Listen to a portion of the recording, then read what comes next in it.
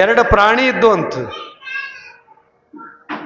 ಒಂದು ಎಮ್ಮೆ, ಒಂದು ಮೇಕೆ. ಮೇಕೆ ಅಂದ್ರೆ ಕುರಿ.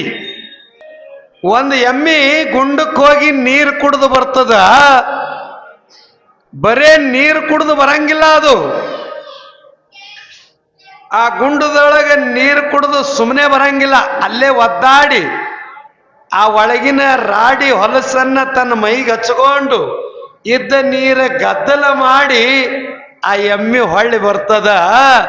ಆದ್ರೆ ಮೇಕೆ ಹೆಂಗಿರ್ತದ ಕುರಿ ಅಂತ ಕೇಳಿದ್ರ ಒಂದು ಹನಿ ನೀರು ಹಚ್ಕೊಳಂಗಿಲ್ಲ. ಅಲ್ಲಿದ ನೀರು ಕುಡಿದು ಹೆಂಗ್ ಹೋಗಿರ್ತದ ಹಂಗ ಹಿಂದಕ್ಕೆ ಬರ್ತದ ಕುರಿ.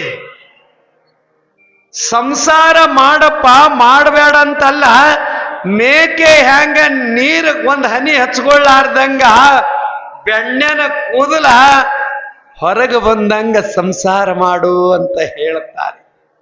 ಹಚ್ಕೋಬೇಡ ಮೈಗೆ, ಹಚ್ಕೊಂಡಿ ಅಂದ್ರೆ ದುಃಖ ಆಗ್ತದ ನೋಡ್ರಿ. ದುಃಖ ಎದಕ್ಕಾಗ್ತದ ಅಂದ್ರೆ ನಾನು, ನಂದು, ನನ್ನವರು, ನನಗಾಗಿ ಅಂತ ಯಾವಾಗ ಹಚ್ಕೊಂತಿ ಅದು ದುಃಖ ಬರ್ತದೆ, ಬರಲೇಬೇಕು. ಈಗ ಇಲ್ಲಿ ಕುಂತೀರಿ, ನಿಮ್ಮವ್ರಿಗೆ ಯಾರಿಗೆ ಏನಾರ ಆಯ್ತಂದ್ರೆ ಒಬ್ರು ಬಂದು ಕಿವ್ಯಾಗ ಹೇಳಿದ್ರು ಅಂತಂದ್ರೆ ಇಲ್ಲಿ ಕೂಡಂಗಿಲ್ಲ, ನೀವು ಕೂಡಕ್ ಚಾಲು ಮಾಡ್ತೀರಿ. ಬಾಜು ಮನೆಗೆ ತೀರ್ಕೊಂಡಿರ್ತಾರ ಅಥವಾ ಏನೋ ಆಗಿರ್ತದ, ನಮ್ಮ ಮನ್ಯಾಗ ಆರಾಮ್ ಊಟ ಮಾಡ್ಕೋತ ಟಿವಿ ನೋಡ್ಕೋತ ಕೂಡ್ತೀವಿ. ಪಕ್ಕದ ಮನೆಗೆ ಏನೋ ಆಗಿರ್ತದ, ಯಾಕ ಅಲ್ಲಿ ಹಚ್ಕೊಂಡಿಲ್ಲ ನಾವು. ಆ ಪಕ್ಕದ ಮನೆಗೂ ಹಚ್ಕೊಂಡಿದ್ದೇವಂದ್ರ ನಮ್ಮ ಮನೆ ಕೀಲಿ ಹಾಕಿ ಅಲ್ಲೇ ಹೋಗಿ ಕೂಡ್ತೇವೆ. ಯಾವಾಗ ಹಚ್ಕೋತಿ ಅದು ನಿನಗೆ ದುಃಖ ಕೊಡ್ತದೆ. ಅದಕ್ಕೆ ನೀ ಅಂಟ್ಕೊಂಡಿ ಅಂತಂದ್ರೆ ಅದು ನಿನಗೆ ಬಿಡಂಗಿಲ್ಲ. ಅದಕ್ಕೆ ಸಂಸಾರದೊಳಗೆ ಹೆಂಗಿರ್ಬೇಕಂತ ಕೇಳಿದ್ರೆ ಮಾಡಿಯೂ ಮಾಡದಂತೆ. ಸನ್ಯಾಸಿಗಳು ಹೆಂಗಿರ್ತಾರ ಅಂತ ಕೇಳಿದ್ರೆ, ಯೋಗಿಗಳು ಹೆಂಗಿರ್ತಾರ ಅಂತ ಕೇಳಿದ್ರೆ, ಹುಟ್ಟಿ ಬಂದಿದ್ದು ಸಂಸಾರದೊಳಗೆ ಹುಟ್ಟಿ ಬಂದಿರ್ತಾರ. ಏನ್ ಮ್ಯಾಲಿಂದ ಹುಚ್ಚು ಬೀಳಂಗಿಲ್ಲ. ಆಕಾಶದಿಂದ ಯಾರು ಬೀಳಲ್ಲ, ಕಿವಿಲೆ ಯಾರು ಹುಟ್ಟಿಲ್ಲ. ತಾಯಿ ಗರ್ಭದಿಂದೇ ಬರ್ಬೇಕು, ಎಲ್ಲರೂ ಮಲಮೂತ್ರದಿಂದೇ ಬರ್ಬೇಕು, ಸಂಸಾರದೊಳಗಿಂದ ಬರಬೇಕು. ಪ್ರಪಂಚ ಮಾಡಿದರೆ ಹುಟ್ಟಿ ಬರಬೇಕು ವಿನಃ ಹಂಗ ಹುಟ್ಟಿ ಬರಕ್ ಸಾಧ್ಯನೇ ಇಲ್ಲ. ಆದರೂ ಕೂಡ ಸಂಸಾರ ಸುಖ ಇಲ್ಲ ಅಂತ ಹೇಳ್ತಾರೆ. ನೀವು ಸುಖ ಇಲ್ಲ ಅಂತ ಹೇಳೋರು ಹುಟ್ಟಿರಿ ಹೆಂಗ? ನಾ ಕೇಳ್ತೀನಿ. ಸಾಮರಸ್ಯ ಜೀವನದಿಂದ ಸುಖಮಯವಾಗಿರ್ತಕ್ಕಂಥ ಪ್ರಪಂಚದಿಂದ ನೀವು ಹುಟ್ಟಿ ಬಂದು ಅದು ಸುಖ ಇಲ್ಲ ಅಂತ ಹೇಳ್ತೀರಿ. ಅವ್ರ ಆನಂದ ಪಟ್ಟಾಗೆ ನೀವು ಜನನಾಗಿರ್ತದೆ. ಹೆಣ್ಣು ಗಂಡು ಎರಡು ಸಮರಸದಿಂದ ಹುಟ್ಟಿರ್ತಕ್ಕಂಥ ಮನುಷ್ಯ ಈ ಸಂಸಾರ ಸುಳ್ಳದ. ಪ್ರಪಂಚ ಎಂಬುದು ಬಲು ಕೆಟ್ಟ, ಸುಳ್ಳೇ ಇದು ಯಾವ ಮಗ ಮಾಡಿಟ್ಟ ಅಂತ ಕೇಳ್ತಾನ ಮಡಿವಾಳಪ್ಪ. ಕೆಟ್ಟ ಯಾವಾಗ ಆಗ್ತದ, ಚಲೋ ಯಾವಾಗ ಆಗ್ತದ? ನಾವು ಅನುಕೂಲ ಪ್ರಕಾರ ನಾವು ಯಾವಾಗ ಬೇಕವಾಗ ಕೆಟ್ಟ ಅಂತ ತಿಳ್ಕೊಂತೀವಿ, ಯಾವಾಗ ಬೇಕವಾಗ ಚಲೋ ಅಂತ ತಿಳ್ಕೊಂತೀವಿ. ಪ್ರಪಂಚದಾಗ ಸಿಗುವ ಸುಖನೇ ಬ್ಯಾರೆ, ಪಾರಮಾರ್ಥದೊಳಗೆ ಸಿಗುವ ಸುಖನೇ ಬ್ಯಾರೆ. ಈ ಸುಖ ಕ್ಷಣಿಕವಾಗಿರ್ತದ. ಮುಂಜಾನೆ ಊಟ ಮಾಡಿದೆವು ಅಂದ್ರೆ ಮಧ್ಯಾಹ್ನಕ್ಕೆ ಮತ್ತೆ ಹಸು ಆಗ್ತದ, ಮತ್ತ ಸಾಯಂಕಾಲ ಹಸಿವಾಗ್ತದ. ಊಟ ಮಾಡಿದ್ದೆಲ್ಲ ಮಲಮೂತ್ರ ಆಗಿ ಹೋಗ್ತದ, ಮತ್ತ ಹಸಿವಾಗ್ತದ.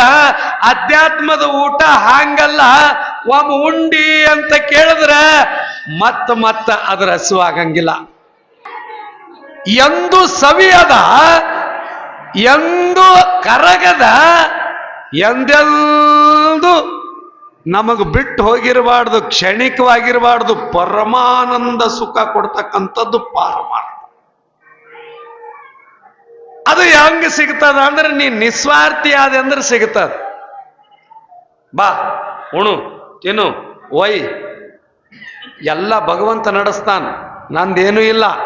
ಕೊಟ್ಟಾಕ ಅಕ್ಕಿ ಹೇಳ ದೇವಿ ಕೊಡ್ತಾಳ, ಇದ್ದಟ್ರದಾಗ ಹಂಚ್ಕೊಂಡು ನೀನು ಕೂಡ ಊಟ ಮಾಡಮ್. ಬಾ ಬಟ್ಟೆ ಅವ ನೋಡು, ನನ್ನ ಬರೀ 6-8 ಜೋಡವ, ನೀವೊಂದು ಜೋಡ್ ತೊಟ್ಕೋ, ನಾವೊಂದು ಜೋಡ್ ಇಟ್ಕೋತೀನಿ. ಹಂಚಿಕೊಂಡು ನೀ ನಿಸ್ವಾರ್ಥಿಯಾಗಿ ಬದುಕದೆ ಅಂದ್ರೆ ನಿನಗ ಪಾರಮಾರ್ಥದ ಪರಮಾನಂದದ ಸುಖ ನಿನ್ನ ಬೆನ್ನ ಹತ್ತದ. ಯಾಕ್ರಿ ಇದ್ಯಾಕೆ ಹೇಳಕತ್ತೀರಿ ಅಂತ ಕೇಳಿದ್ರೆ, ದೇವಿ ತನ್ನ ಸಲಕ ಯುದ್ಧ ಮಾಡಲಿಲ್ಲ, ತನ್ನ ಸಲಕ ರುಂಡ ಮುಂಡ ಕಡಿಲಿಲ್ಲ, ರಕ್ಕಸರನ್ನ ಸಂಹಾರ ಮಾಡಿ ಸೀಳಿ ಕುಟ್ಟಿ ಒಗಿಲಿಲ್ಲ. ದೇವತೆಗಳನ್ನ ಸಂತೋಷ ಪಡಿಸೋದಕ್ಕಾಗಿ ಇಂದ್ರ ಚಂದ್ರ ಋಷಿ ಮುನಿಗಳು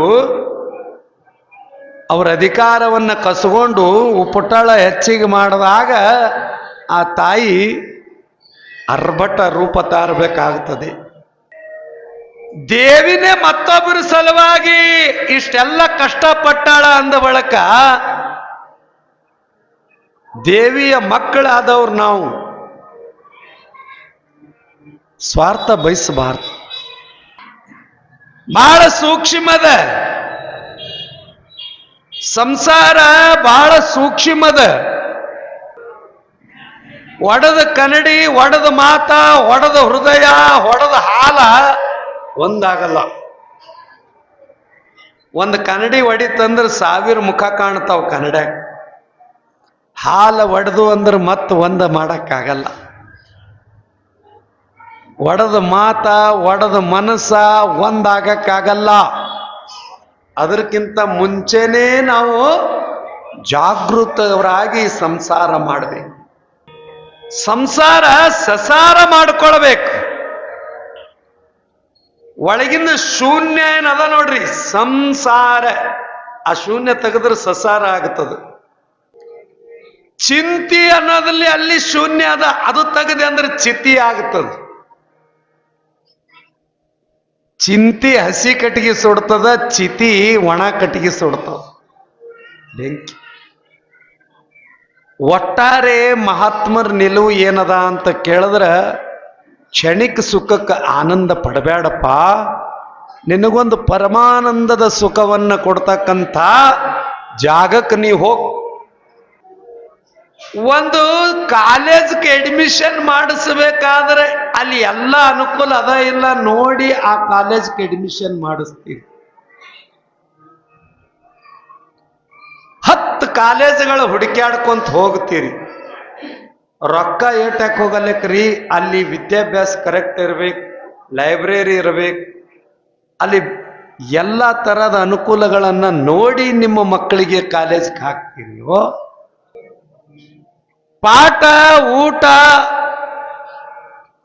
ಎಲ್ಲ ಕರೆಕ್ಟ್ ಇದ್ರಂದ್ರೆ ಅಲ್ಲಿ ನಾವು ಹ್ಯಾಂಗ ಹಾಕ್ತಿದ್ದೇವೆಯೋ ಕರೆಕ್ಟ್ ಜಾಗಕ್ಕೆ ನಾವು ಹೋಗ್ಬೇಕು.